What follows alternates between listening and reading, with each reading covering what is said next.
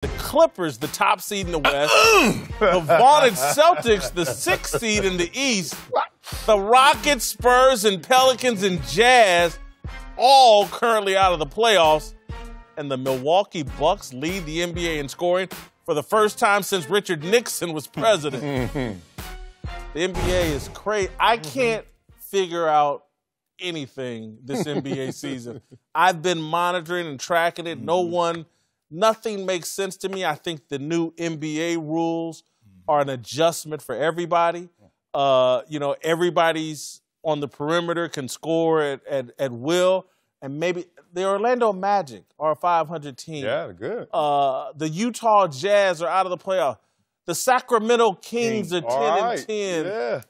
This is I can't make sense of it. I loved it. They reshuffled the deck in a way that gave us interest, hope, and something to look forward to in this journey, even though we may see the same inevitable destination, which is Golden State wins. But last year, the complaint during the regular season was what?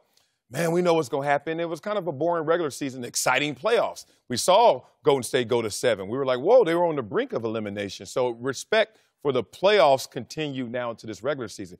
But this entire season has to start with the best story, the biggest story, the Clippers. Let's be real. Let's be real. No. What? Just be real, Jimmy. How is that the biggest story? Because every time I hear the game of basketball told in narrative, it's a star-driven league. Right. And a team without a star is the best team in the NBA. West. In the West. Which Toronto. Which conference is going to win the championship this year, West or East? Yeah. And we're number one in which conference? We're the best team in the NBA. The richest owner, best team in the NBA, best mascot. Everything is going through Clip City, Chip City. Amazing. Mind-blowing. Listen, Marcellus, we're only a quarter way through the season. What that mean? So that's a nice chunk. But it's given, I think, back up.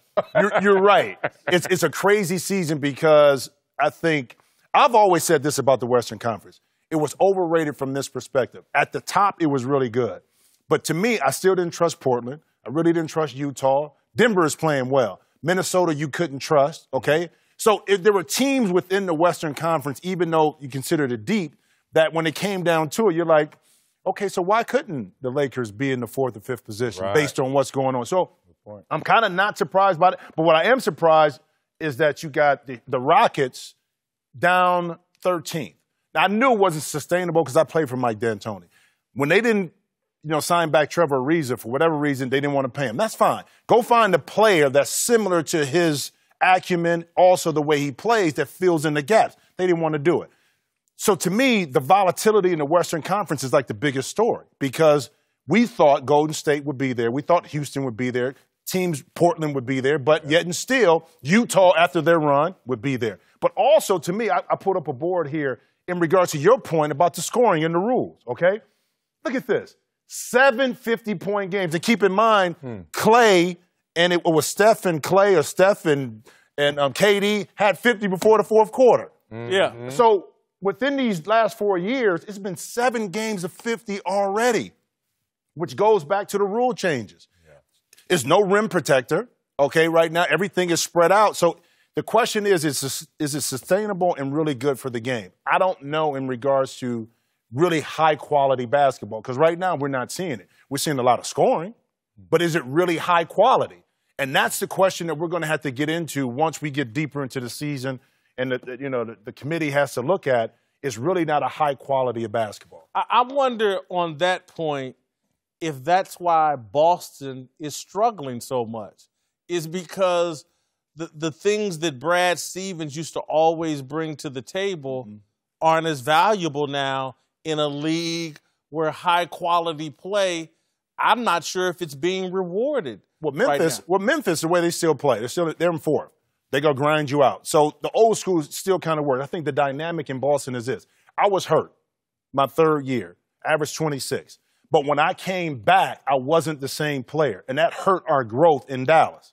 Similar to what you're seeing right now with Gordon Hayward, because now you got to figure out what to do with Gordon. Jaylen Brown is out right now, but he's been struggling because his minutes hasn't been consistent. Okay, Terry Rozier, his minutes haven't been consistent since Kyrie got back. So they're struggling with that whole dynamic of, okay, how do we get our young players to continue to mature, but yet and still We got to figure out where Gordon Hayward sits. Yeah, I love that point because that was something that was anticipated actually coming into how are you going to get all these minutes and be able to delegate them properly to keep the attitudes, the enthusiasm, and everybody's game continue to roll. And what's happening is you're trying to protect somebody, and it just interrupts what everybody else is doing in terms of flow. Right. And you're talking about Gordon Hayward. Gordon Hayward, yeah. Because that's the if Gordon Hayward were playing at a high level, I think everybody else would be satisfied with diminished issues. Right. But when you out there like, side-eyeing them like, dude. It is not his fault because, again, I've been there. When I couldn't explode off my left leg after I tore my ankle up, it was different, okay? And it took me half of that season to kind of really get my confidence back to the second half. But it affected, and you may remember a guy, Tony Dumas, UMKC. Yeah. Oh, yeah. He thought he should be the starter. So we had all this influx going on because I was playing okay, but not to the level I was the year before. He was saying, hey, I need to be in the lineup. Other team members were saying that. So you saw our growth get stunted. And that's what you see in Boston right now. all right, real quickly, come May and June, what are we going to see? Golden State versus Boston? Golden State versus Toronto? I think because of Brad Stevens and the makeup they have, they'll be right back in hunt. I think they're digging themselves in too much of a hole to kind of leapfrog Toronto. But again, you want to see those two in the Eastern Conference anyway. So whoever comes out of that, I think gives Golden State a run for their money. But at the end of the day, it's still going to be Golden State, brother. Well, it's going to be in 7 Western Conference Finals. Who, the Clippers? Are you kidding me? Jimmy. We're going to put something on it right now. Put everything okay, on let's put something on it right now. Steve Ballmer got my back. He got the most Let's money put something on it that Golden State and the Clippers in the Western Conference Finals. Is that what you're saying? What you say? Why you stuttering? You heard what I said. You heard what I said. What you stuttering for? Clip City, Chip City, that's all I want to do. Just put something on it. No. I got put kids something to on feed. it. I got kids to feed. I ain't had that yet. Thank you, Jim.